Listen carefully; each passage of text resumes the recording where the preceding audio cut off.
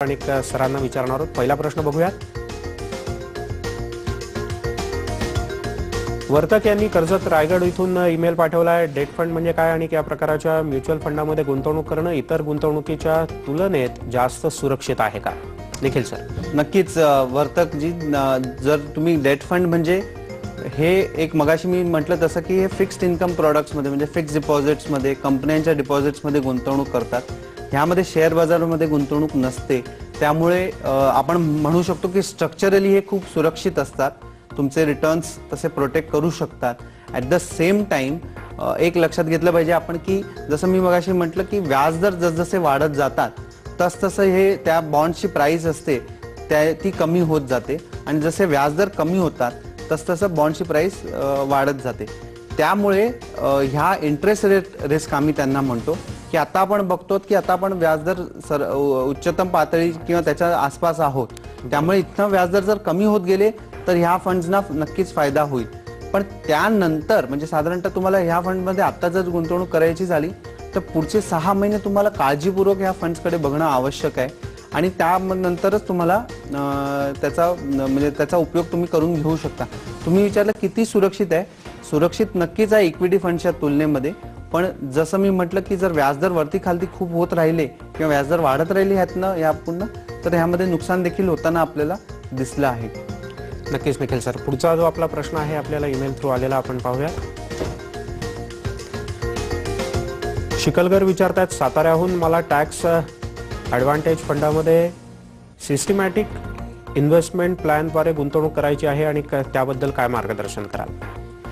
मिलिंद, जर आपण आता बघितलं की साधारणतः 7-8 महिने राहिलेले आहेत वर्ष म्हणजे फायनान्शियल इयर संपायला, त्यामुळे जर तुम्हाला ELSS मध्ये गुंतवणूक करायची, आम्ही त्यांना इक्विटी लिंक सेव्हिंग स्कीम असं देखील म्हणतात त्याला, तर तुम्हाला गुंतवणूक करायची तर SIP नक्कीच चांगला पर्याय म्हणून मानता येईल। 2 कारणामुळे मी सांगेन, एक तर 7-8 महिने आहेत त्यामुळे तुम्हाला तुमचं टॅक्स प्लॅनिंग शेवटच्या वेळेला मोमेंटला शेवटच्या क्षणी तुम्हाला त्रास होणार नाही त्यांना गुंतवणूक करताना, आणि दुसरं आत्ताच्या ज्या मार्केट कंडिशन्स आहेत त्या पुढच्या 7-8 महिन्यासाठी गुंतवणुकीसाठी फार उत्तम राहतील असं मला वाटतं। त्यामुळे SIP तुम्ही नक्कीच करू शकता। SIP साठी तुम्हाला टॅक्स ॲडव्हान्टेज स्कीम्सचे भरपूर पर्याय उपलब्ध आहेत। त्यापैकी काही चांगले जर मला निवडून सांगायचे झाले तर तुम्ही HDFC tax advantage, Canara Robeco tax advantage अशा 2-3 स्कीम्समध्ये गुंतवणूक करू शकता। आपण पुढचा प्रश्न बघूयात। अमेरिकन बाजारामध्ये आलेल्या मंदीनंतर सोन्यामध्ये गुंतवणूक करणं कितपत योग्य आहे आणि रिअल इस्टेट मार्केटबद्दल आपलं काय मत आहे? अनुप कुलकर्णी यांनी पुण्याहून प्रश्न विचारला। अनुपजी, आपण सोन्याबद्दल आताच सांगितलं की सोन्याचे चांगले दिवस येते काही काळ राहणं आपण अपेक्षित आहे असं म्हणू शकतो। राहिली गोष्ट रिअल इस्टेट, बघा रिअल इस्टेटमध्ये ना डोनाल्ड ट्रम्प यांनी देखील म्हटलेलं आहे की रिअल इस्टेट गुंतवणूक करताना सगळ्यात 3च फॅक्टर्स महत्त्वाचे आहेत। ते म्हणतात की लोकेशन, लोकेशन आणि लोकेशन। त्यामुळे लोकेशनवरतीच रिअल इस्टेट डिपेंड करतं। आपल्याला दिसू शकतं बाय अँड लार्ज येत्या काही काळात व्याजदर वाढलेले आहेत, रिअल इस्टेटच्या प्राइसेस मुंबईमध्ये आणि काही शहरांमध्ये फार वरती गेलेले आहेत, त्यामुळे तुम्हाला काही चांगली खरेदी करण्याची, बार्गेन करण्याची संधी उपलब्ध होऊ शकते। गेल्या 1 वर्षात आपण बघितले रिअल इस्टेट प्राइसेस एवढ्या मूव्ह नाही झालेले आहेत, त्यामुळे बार्गेन तुम्हाला नक्कीच मिळू शकतं। पण परत तसंच आहे की लोकेशन स्पेसिफिक आहे की एखादं लोकेशन चांगलं तरच ते फार महत्त्वाचं आहे, लोकेशन फार महत्त्वाचे। एक शेवटचा प्रश्न घेऊयात आपण। माझ्याजवळ टाटा IG, लक्ष सुप्रीम आणि ICICI प्रुडेन्शियल स्टेज वेल्थ 2 यांचा समावेश आहे, पण त्यांचे फंड परफॉर्मन्स तितकेसे चांगले नाहीत। जर मी या युलिप बंद केल्या तर त्याचे पैसे मला परत मिळतील का? जोशी यांनी प्रश्न विचारला।